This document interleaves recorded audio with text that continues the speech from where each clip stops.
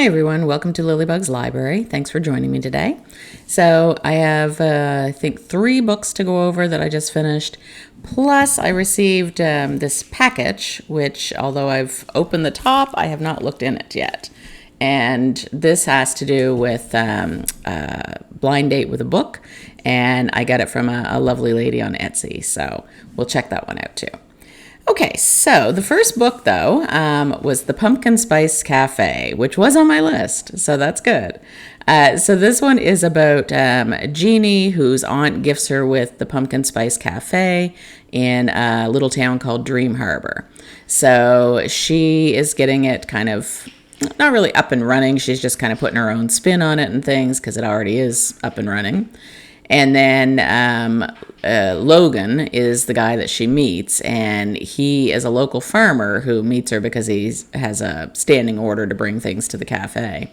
And he's really trying to avoid any kind of gossip because he had once proposed to a girl in the middle of the town square, and she said no, and he's kind of never gotten over it. Well, I have to tell you, I don't usually gush about a book, but this one was amazing. It was perfect for fall. It had a fun, quirky, small town. Townspeople who wanted to meddle in Jeannie and Logan's lives, trying to get them together, and some of them concerned that he'd get his heart broken again. It had a found family. It had a sexy farmer and a fall festival. I mean, what more do you want, right? And I didn't even know I was craving some of those things, but having the fall festivals and all the rest of it, it was terrific.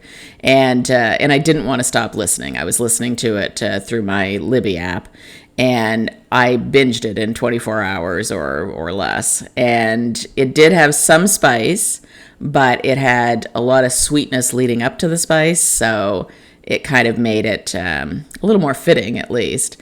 And just loved it. Like I feel like it's one of those things I'm now going to read like every fall.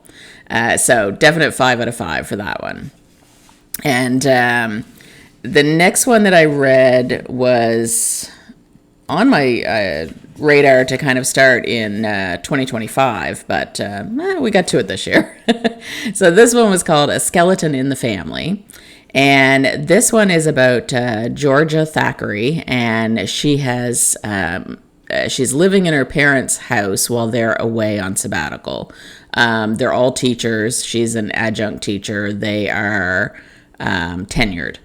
And so her family for 30 plus years has always had an actual skeleton that lives there. And his name is Sid, and he normally lives in the attic. And he also has like a wardrobe downstairs where he'll go into sometimes just to listen in on conversations if people don't know that he's in the house. And at first I thought, okay, this is going to be really hokey, and I wasn't sure I was up for it because I thought, I don't know, I've kind of gotten used to talking dogs and cats, but a skeleton? But it was terrific. It was done really well. Georgia is trying to determine how it is that he died, and Sid is helping her, of course. And he's just hilarious. He makes really bad, dad joke kind of things. And it was wonderful. He had so much personality, and it was such an interesting twist on a cozy that I haven't seen before. So I really enjoyed that. And he was definitely my favorite character in the book. I mean, I started out thinking I wasn't going to like it, and he was just amazing. So sorry to all the living characters, but Sid stole the show for sure. So that one, again, 5 out of 5. So was doing really good. So the last one is an arc. So thank you to NetGalley, the author and the publisher, for giving me a chance to take a look at this one first. It came out, I think it comes out today, actually. So this one is called The Sound of 1,000 Stars. And this one was much different than the other two. So this one is a historical fiction, and it's about Alice Katz, who is a young Jewish scientist who was one of the only female doctoral students who was studying with Dr. Oppenheimer, according to the book. And so she's very well to do. Her family's not happy about her being in science to begin with. They figure she should be married and having babies. And so she is called to the desert to work in secrecy on what turns out to be the Manhattan Project, where they create the atomic bomb. So she goes there, not really knowing what she's getting into, but excited for a chance to work with other scientists. So they kind of dismiss her a lot because she's female, and most of them there just think she should be getting the coffee, not doing anything else. But she does her best to kind of ignore that and do the things that she needs to do. So while she's there, she meets Caleb, who is a young Jewish man who is, I think he's like a soldier, or not, maybe not a soldier. I'm not sure exactly what his designation is, but he does a lot of the, I guess what I would consider the grunt work, where he's anything that's, they consider, like at one point they're doing dynamite to try and figure things out, and he's one of the people that is like stacking the dynamite, or sometimes he'll be in one of the labs and he'll have some smaller job to do, or a more dangerous job to do. I guess he's seen as expendable, I guess. So it was really hard to give this one a rating, and the writing was great. I mean, they did a terrific job on the writing.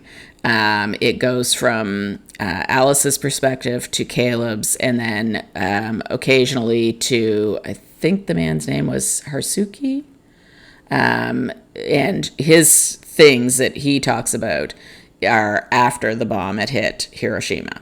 So, and maybe it's pronounced Hiroshima. I mean, I guess it depends on maybe whether you're from Japan or whether you're not. Anyway, so I knew it wasn't going to be a cheery book. I mean, it's considering the topic, but it was depressing. It was really depressing. And I think it would have benefited from a moment or two of levity. It was heavily science-based, and from what I could tell, for the most part, it was pretty historically accurate, with the exception of, like, some of the names were changed of the scientists, or there would be a conversation that nobody would really have known, that was embellished, maybe. But anyway, it was, I thought she did a great job with it, and there is a love story with Caleb and Alice, but I really felt like it was born more out of desperation than love, so it didn't really feel like a love story to me. But I do think it's an important story, and I do think it's something that we need to keep in our minds, especially with the state of the world these days.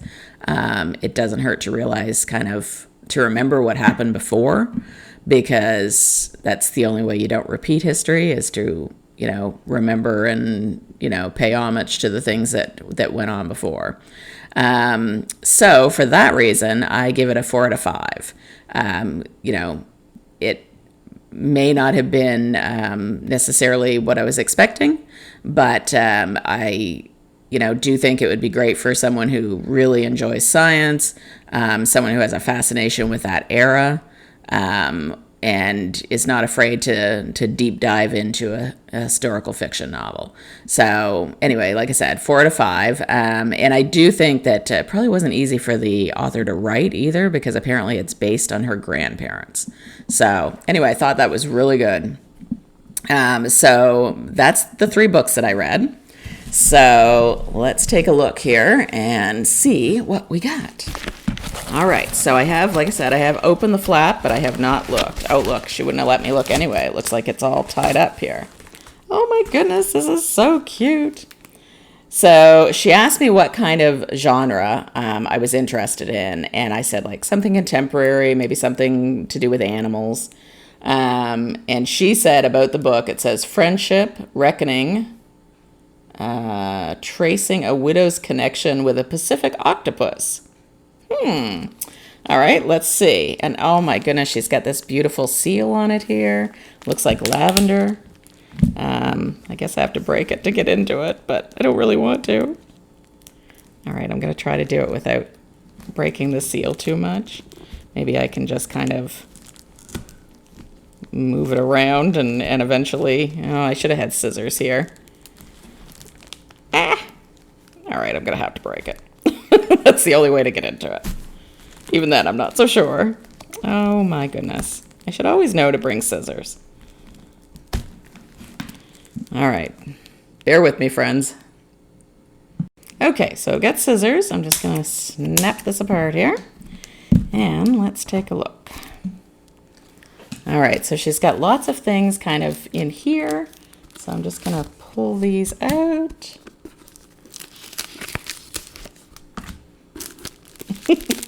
And this was, it was a great buy. It was not super expensive and just something fun here. So I'm just taking everything out first and then I'll show you everything that was in there. Give a little shake. Okay, so I think that's everything. So we've got, apricot organic white tea. And we have a little, it's like a card with all different mushrooms on it. And we have some cute stickers. Be kind to yourself. Heart. What's this one? Have a nice day. And, and a pretty purple flower. All right, and then just a little card that says, Linda, thank you so much for your order. Leave a review on Etsy to help the small business, and hope you love the book. And it's from Angie's Bookshop. And then we have a little card here. Oh, this is cute too. Leave me alone, I just want to read. And the other one says, don't overthink it. Oh, I need that one. And then her business card. So that's really cute. All right, and I will leave a link down below on how you can reach her on Etsy. All right, so let's see, what's the best way to get into this? I think I might know what it is based on the description, but couldn't say for sure. So let's see here.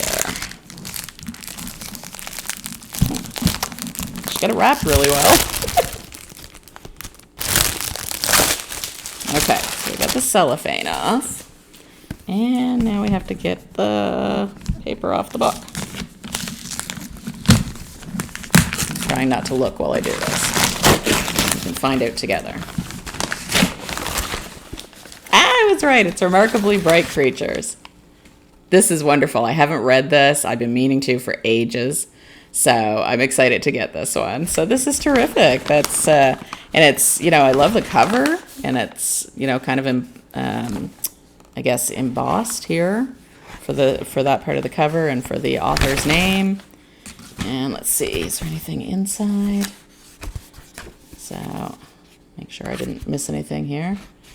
Oh, here's the author. I always like when they put author pictures.